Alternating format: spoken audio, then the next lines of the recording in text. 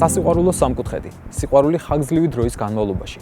სიყვარული ერთ ჭერქვეშ და რაც მთავარია სიყვარული დედის მიმართ. კვებეკა გუნდერკინდად წოდებული ქსავიე დოლანის ფილმების მთავარი თემები ასე შეიძლება დახასიათდეს, რომლებიც სუბურბანული სტილითა და თავისუფლების შეგრძნებით საჩვენებლად მუსიკალური სცენებით არის გაფორმებული და რაც მთავარია მის ფილმებში ყველაფერი პერსონაჟის გარშემო ტრიალებს. თამამი და უკომპრომისო, ფეთქავი და ცვალებადი. ის ეპითეტებია, რომლითაც ნანა ექვთიმიშვილი რუბრიკაში რეჟისორის შესახებ ქსავიე დოლანის შემოქმედებას ახასიათებს.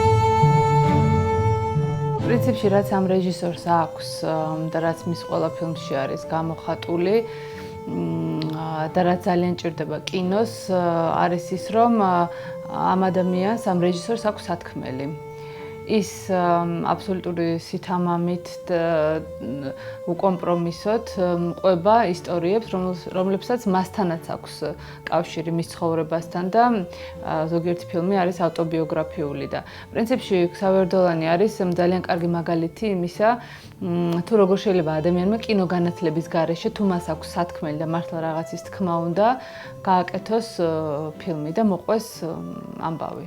Quand j'étais petit, ma mère puis moi, on était comme des amis. Là, c'est le genre de petite madame qui dit tout le temps « C'est spécial. » C'est bien ça. Quand on dit c'est spécial, c'est qu'on n'a pas l'intelligence de comprendre la différence, ou de l'apprécier, ou d'avoir le courage de dire qu'on haït ça. Ma mère me dit souvent que je suis spécial. საერთოდ რაც ყველა ფილმს გასდევს, ქსავიე დოლანის ყველა ფილმს არის ალბათ დამოკიდებულება დედასთან. ახლა ძალიან ბევრი ფილმში ყოფილა და საერთოდ ეს არ არის რაღაცა ახალი თემა, მაგრამ ძალიან ღრმად აჩვენებს ამ კონფლიქტებს და გჯერა, განიცდი ამ ყველაფერს როგორც მაყურებელი, როცა ამ სცენებს უყურებ, მის დამოკიდებულებას დედამისთან. ეს იქნება ფილმი მე მოვკალი დედა ჩემი, რომელიც ავტობიოგრაფიულია და დედასთან ურთიერთობაზეა თუ შემდგომი ფილმები. საგულისხმოა ის, რომ არც ერთ ფილმში დედის ფიგურა არ არის დადებითი ფიგურა. ეს არის ბრძოლა მის სიძულვილსა და მის უდიდეს სიყვარულს შორის. ეს სხვა ფილმებშიც ვნახავთ. ქსავიე დოლანის ალტერ ეგო, რომელიც ჩნდება მის ფილმებში, როგორ სიყვარულს ატარებს დედამისის მიმართ და ეს პრინციპში ეს არის დიდი ტრაგიზმი. როდესაც ესე ძალიან გიყვარს შენი ოჯახის წევრი, ადამიანი, რომელმაც გაგაჩინა დედა და ამ დროს რაღაცა მენტალური თუ სხვა აცდენების გამო მასთან საერთო ენას ვერ პოულობ და ის შენ ვერ გიგებს. Hey! 2 mois dans une semaine, nos ados? 2 mois? Oui! 2 mois que quoi? Qui sont ensemble!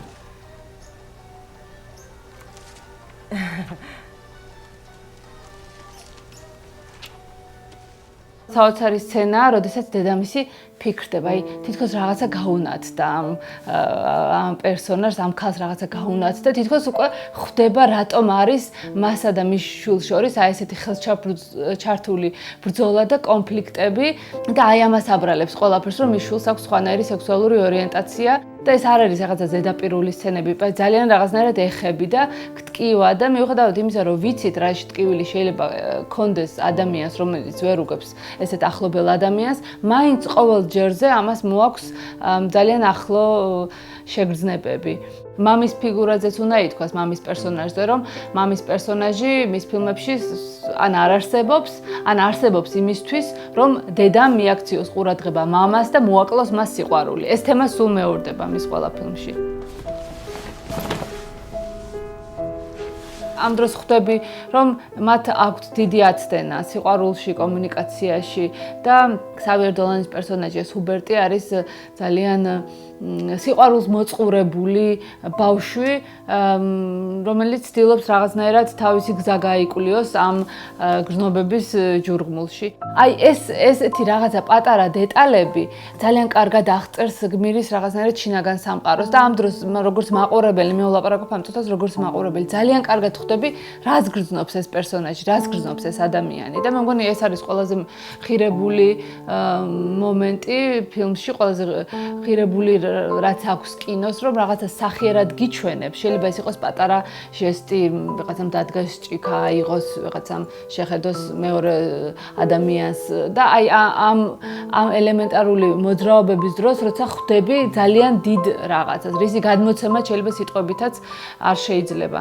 აი ამ ტრაგიზმით არის მისი ფილმების სავსე და გიკვირს პრინციპში გიკვირს რომ 20 წლის ადამიანი რომელსაც პირველი ფილმი 20 წლის ასაკში გადაიღო როგორ ახერხებს ამ ყველაფრის შენამდე მოტანას რომელსაც არც რეჟისურა უსწავლია რაღაც კი ბავშვობიდან იღებდნენ რეკლამებში ფილმებში და მისი მეორე პროფესია მსახიობობაც არის მაგრამ მაინც ძალიან განსაცვიფრებელია როგორ შეუძლია რომ ეს ყველაფერი გადმოქცეს და ეს ყველაფერი ესე მოიტანოს შენამდე. I'm in love with your brother.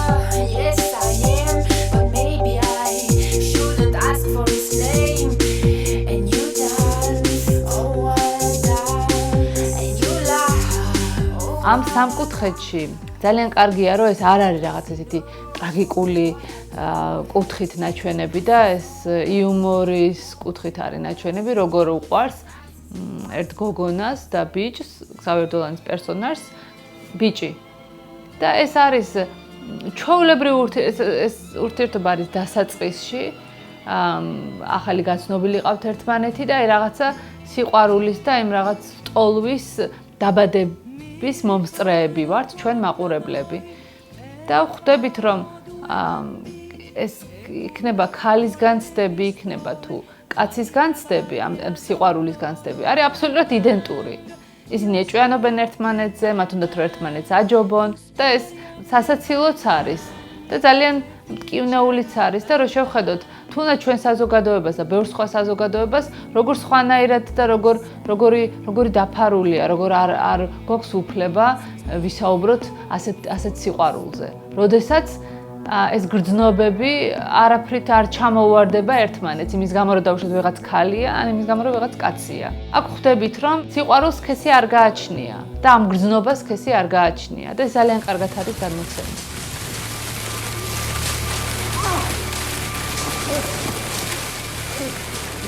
ომი ფერმაში, რომელიც კანადელი დრამატურგის პიესის მიხედვით, ეს პიესა გაასვეს ხო თეატრში ნახა ეს პიესა და მოეწონა და მოინდომა მისი ეკრანიზაცია და აი ალბათ იმიტომ რომ საწყისი არ არის თვითონ ქსავიერ დოლანთან და მაინც სხვათან ავტორია, რაღაც ვიგრძენი თითქოს და მე დამაინტერესა ვიგრძენი, რომ სხვა სტრუქტურით ყვება. სხვანაირი სტრუქტურა, უფრო ჟანრული და ესეთი უფრო რაღაც გაწერილი დრამატურგია. უფრო დრამატურგიის კანონები უფრო იგრძნობა, მაგრამ სხვა ფილმებში, დოლანის სხვა ფილმებში არ იგრძნობა ეს დრამატურგიის არანაირი კანონი და არანაირი რაღაცა კონვენციური ხერხები დრამატურგიის ის თლიანად მიყვება პერსონაჟს. Le voyage autour du monde d'un tournesol dans sa fleur. Tu fais tourner de ton nom tous les moulins. თემა იყო მე რო კინო სკოლა დავამთავრე, უნდა დამეწერა რაღაც თეორიული ნაშრომი და დავწერა ეგეთი თემა, პერსონაჟი და მოქმედება. ანუ რა უფრო მოქმედებს, რომელი ახდენს ერთმანეთზე გავლენას, პერსონაჟი მოქმედებაზე თუ მოქმედება ქმნის პერსონაჟს და ქსავიერ დოლანთანაც ეს დავინახე, რომ მისი პერსონაჟები ქმნიან მოქმედებას. ეს ზემოდან არ არის რეჟისორი, რაღაც რეჟისორის ხელი არ იგრძნობა, როგორც დავუშვათ აი ძალიან ისეთ დრამატურგიულად, ასე ვთქვათ, გამართულ ფილმებში, სადაც რეჟისორის ხელი იგრძნობა და ყველა მოქმედება და რაღაც სასპენსი, ყველაფერი განსაზღვრულია და ეს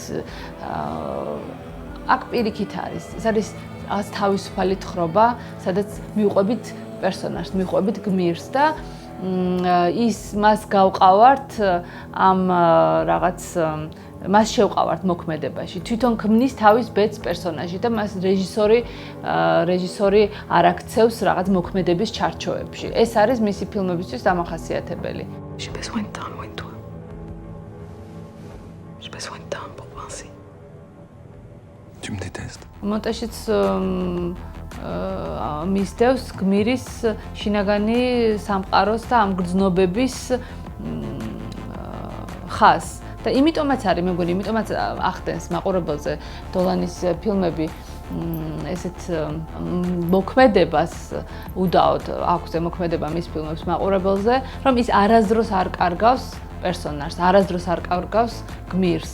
ყოველთვის ვიცით, რა დროსაც არ უნდა შევხედოთ მის პერსონაჟს, ის რას გრძნობს და სად არის. Like the light that's resting on the leaves, like the scent that's carried on the breeze, like footsteps in the falling snow. Turn around.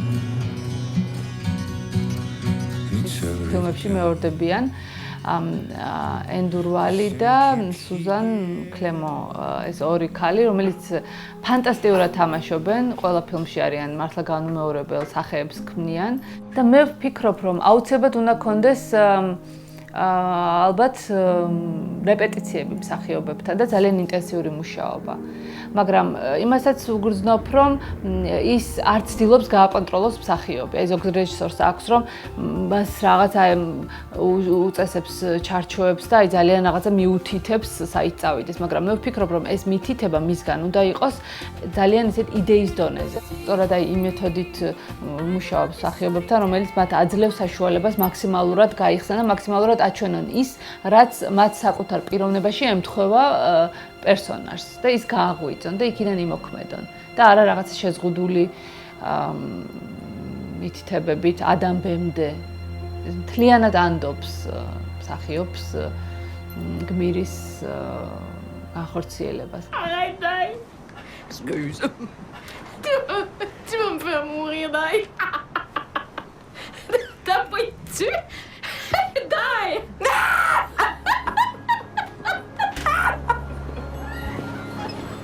ზუსტად ეს არის ამ რეჟისორის ღირსება, რომ არ ეშინია ამ ხერხების გამოყენების. ის თulis რომ ასეა, მას ასე უნდა მოგიყვეს და ძალიან გულწრფელად გიყვება. მაგალითად, ეს ოთხკუთხედი კადრი, ეს ფორმატი მისთვის არის ამ გმირის დედიკოს ფილმის მთავარი გმირის 16 წლის მოზარდის შინაგანის აი კედლები რო არის დავიწროვებული და ყველა მხრიდან რო გავიწროვებენ და შენ რაღაცა შინაგან ხმას რომ თრგუნავენ. აი ამის გამოხატულება და რაღაც მომენტებში, როდესაც ეს გმირი უფრო თავისუფალია, უფრო თავისუფლად მოქმედებს, თავისუფლად მოძრაობს, ეს კადრი იხსნება. ეს შორიდან შეიძლება დაუშვათ რეჟისორისთვის ვისაც რაღაც ესეთი ჩამოყალიბებული, რაღაცა აკადემიური გამართული ენას, კადრების წყობად იზიდავს და მოსწონს, შეიძლება არ აღმოჩნდეს მიმზიდველი, მაგრამ როცა უყურებ ამ ფილმს, ხვდები რომ ეს მისი ხელწერაა, ეს მისია. მას არ ეშინია, ის არ იმეორებს არავის და არ ეშინია თუნდაც ამ ექსპერიმენტების. და იგივე არის ხმაზეც, ხა შეიძლება რაღაცამ დასწამოს კიდევაც ქსავიერ დოლანს, და რომ დააბრალოს დაუშვათ, რომ ეს არის კიჩი და რაღაცა გამოყენება მუსიკალური, უხვად გამოყენება მუსიკის. მაგრამ ამას იღებ ჩვეულებრივად როგორც მაყურებელი. იღებ, იმიტომ რომ ის არ ცდილობს შენს მანიპულირებას. ის ცდილობს საკუთარი განცდების მოთხრობას. ეს ნამდვილად მოახერხა დოლანმა, რომ საკუთარი ხელწერა შექმნა. რაღაც გარკვეული დინამიკა და ურთიერთმიმართება მისი პერსონაჟების. დიალოგის დინამიკა. რაც მე ძალიან საინტერესოდ მეჩვენება, როგორ გარკვეული კონფლიქტები გმირებს შორის და მათი განცდები. თუმცა ვიზუალურადაც მიხვდები, ეს არის მისი დაუნანებელი ფერები და ეს რაღაც მსუყეთ გადმოცემული იქნება კოსტიუმები თუ რაღაც ფილმის მხატვრობა.